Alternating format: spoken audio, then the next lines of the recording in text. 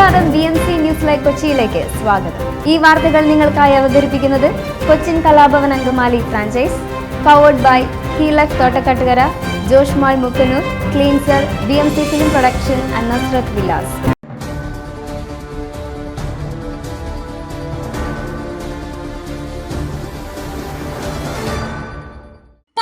കുടക്കച്ചിറയിൽ പന്ത് കളിക്കുന്നതിനിടയിൽ കിണറ്റിലേക്ക് വീണ പന്ത് എടുക്കുവാൻ ശ്രമിക്കുന്നതിനിടയിൽ കാൽ വഴുതി കിണറ്റിലേക്ക് വീണ വിദ്യാർത്ഥിക്ക് ദാരുണാന്ത്യം.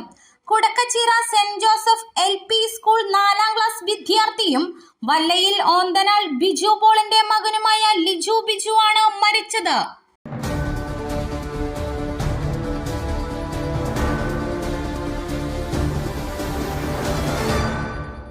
നാമനിർദ്ദേശ പത്രിക സമർപ്പിക്കാനുള്ള സമയം നാളെ അവസാനിക്കാനിരിക്കെ UPയിലെ അമേഠി, റായ്ബറേലി മണ്ഡലങ്ങളിൽ ഇന്ന് ഉച്ചയ്ക്ക് 2 മണിയോടെ സ്ഥാനാർത്ഥികളെ പ്രഖ്യാപിക്കുമെന്ന് കോൺഗ്രസ് അധ്യക്ഷൻ മല്ലികാർജുൻ ഖാർഗെ. അമേഠിയിൽ രാഹുൽ ഗാന്ധിയും റായ്ബറേലിയിൽ പ്രിയങ്ക ഗാന്ധിയും സ്ഥാനാർത്ഥികളായി വരാൻ തന്നെയാണ് സാധ്യതയെന്ന് റിപ്പോർട്ടുകളുണ്ട്.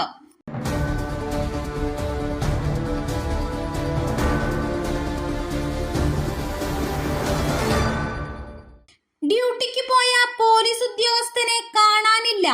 കോതമംഗലം പോലീസ് സ്റ്റേഷനിലെ ഗ്രേഡ് SI പൈങ്ങോട്ടൂർ സ്വദേശി ഷാജി പോളിനെയാണ് കാണാതായത്. ഇന്നലെ ജോലിക്കായി കോതമംഗലം സ്റ്റേഷനിലേക്ക് പുറപ്പെട്ട ഇദ്ദേഹത്തെ കുറിച്ച് പിന്നീട് വിവരമൊന്നും ലഭിക്കാതാവുകയായിരുന്നു.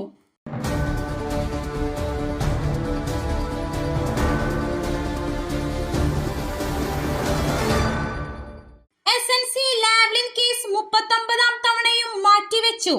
ലാവ്ലിൻ കേസ് സുപ്രീം കോടതി ഇന്നലെയും പരിഗണിച്ചില്ല. അന്തിമവാദത്തിനായുള്ള പട്ടികയിൽ കേസ് ഇന്നലെ ഉണ്ടായിരുന്നുവെങ്കിലും മാറ്റിവെക്കുകയായിരുന്നു. സുപ്രീം കോടതിയുടെ മുമ്പാകെ വന്ന മറ്റു കേസുകൾ നീണ്ടുപോയതിനാലാണ് ഇന്നലെ പരിഗണിക്കാതിരുന്നത്. ഇന്നലത്തേതുകൂടി 39ാം തവണയാണ് ഈ കേസ് മാറ്റിവെക്കുന്നത്.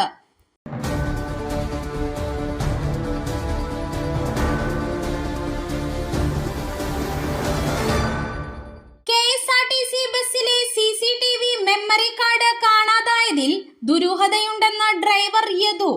മെമ്മറി കാർഡ് പാർട്ടിക്കാർ എടുത്തുമാറ്റിയതാകാമെന്നും യദു ആരോപിച്ചു.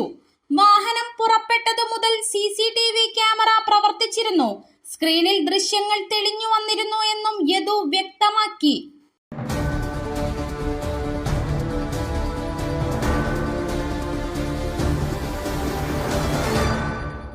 വൈക്കം കായലോര ബീച്ചിൽ ക്രിക്കറ്റ് കളിക്കാനെത്തിയ 35-കാരൻ കുഴഞ്ഞു വീണ് മരിച്ചു. തലയോലപ്പറമ്പ് തലപ്പാറ സ്വദേശി ഷമീറാണ് മരിച്ചത്. ബുധനാഴ്ച ഉച്ച മുതൽ യുവാവും സംഘവും ഇവിടെ ക്രിക്കറ്റ് കളിക്കുന്നുണ്ടായിരുന്നു. വൈകിട്ട് കളി കഴിഞ്ഞ് വിശ്രമിക്കുന്നതിനിടെ കുഴഞ്ഞു വീഴുകയായിരുന്നു.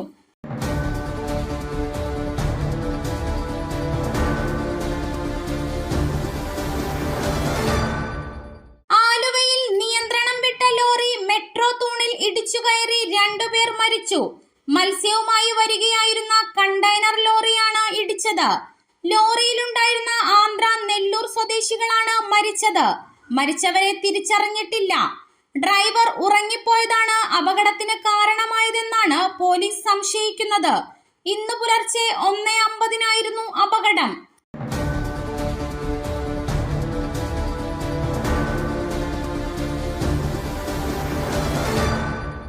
കേരളത്തിൽ ഉഷ്ണതരംഗം വർദ്ധിക്കുന്നു.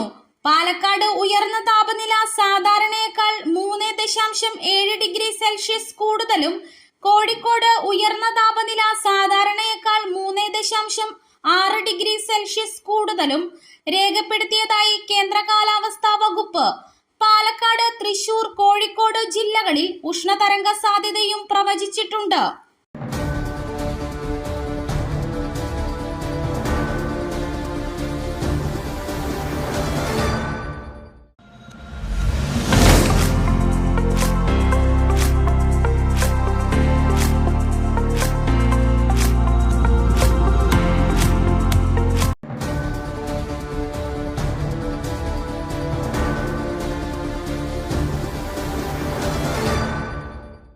മറ്റൊരു വാർത്തയുമായി കണ്ടുമുട്ടുന്നതുവരെ നന്ദി.